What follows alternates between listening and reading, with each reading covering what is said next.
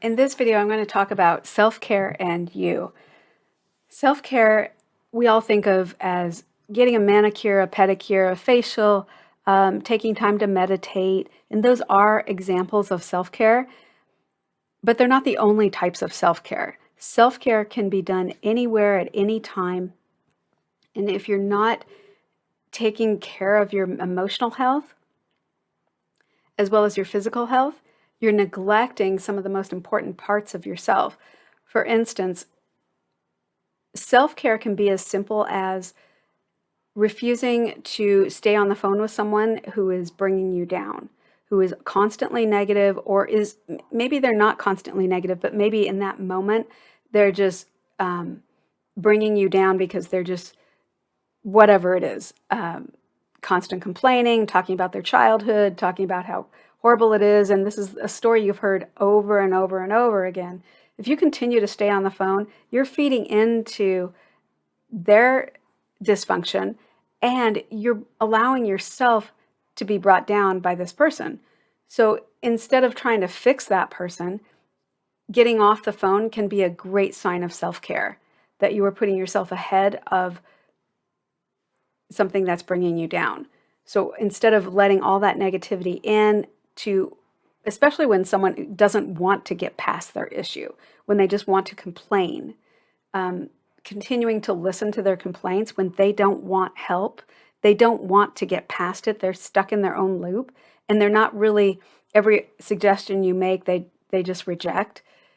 That can, spending time away from that person can be a great form of self-care. Self-care can look like things like if you notice the hallmarks of a narcissist, where they are constantly belittling people, disparaging people, putting people down, talking about other people as if they are so much more elevated.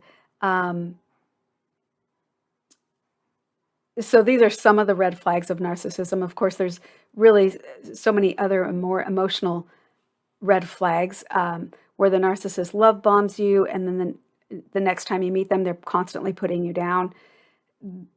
Getting away from someone like that, or gray rocking them, meaning just ignoring and not reacting to what they're saying, can be a form of self-care. If it's a narcissist and maybe it's a former spouse or partner that you share custody of kids with, or a family member that you can't go completely no contact from, gray rocking is a great technique of self-care in that situation, where you just aren't reacting. Because we know the narcissist, one thing that they all want us to do is to be very upset all the time, because they are so insecure with themselves. The more upset the people are around them, the better they feel about themselves and their life. Oh, they're so glad that they're not upset. They're so glad that they don't have the problem you have. So for them to point out all of your problems makes them feel better, that they are in some ways better than everybody else. Long story on that, but that how you handle the people in your life and the situations in your life can be great examples of self-care. Self-care can really, an example is just setting strong boundaries where you have a goal to achieve that day and there's many distractions, and just saying no. That can be a great form of self-care, putting yourself and your goals that you have that day ahead of everything else. These are all, of course, metaphors for something that's deeper.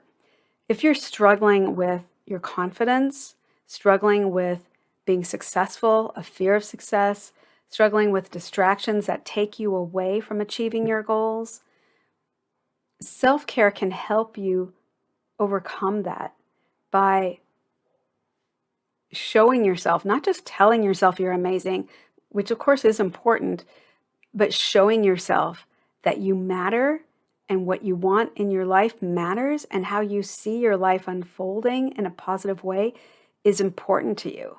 So self-care is more than just spending 10 minutes a day setting boundaries. It's a way of acknowledging that you matter and building your confidence. When you build your confidence, of course, we know that no great athlete achieves anything without the confidence that they have the gifts and talents to be where they're at and to win.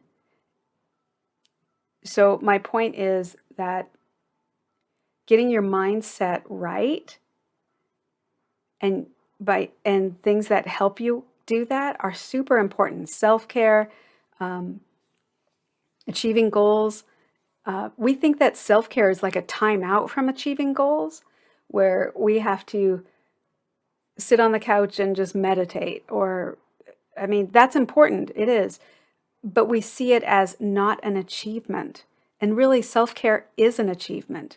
It's an achievement in setting aside time for yourself, just like you would do for the most important people in your life.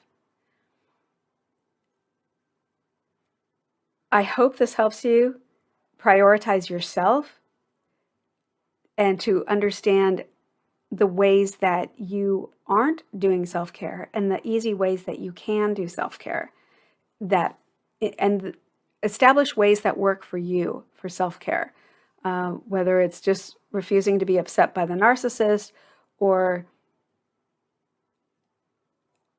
setting strong boundaries, or making your goals a priority and acknowledging your achievements. That's a great form of self-care as well. You'll come up with loads more examples of self-care, but I hope this is the catalyst for you developing your own self-care routine every single day, even every single hour. I'm Mary Richardson. I help people get unstuck and help people with anxiety. Bye for now.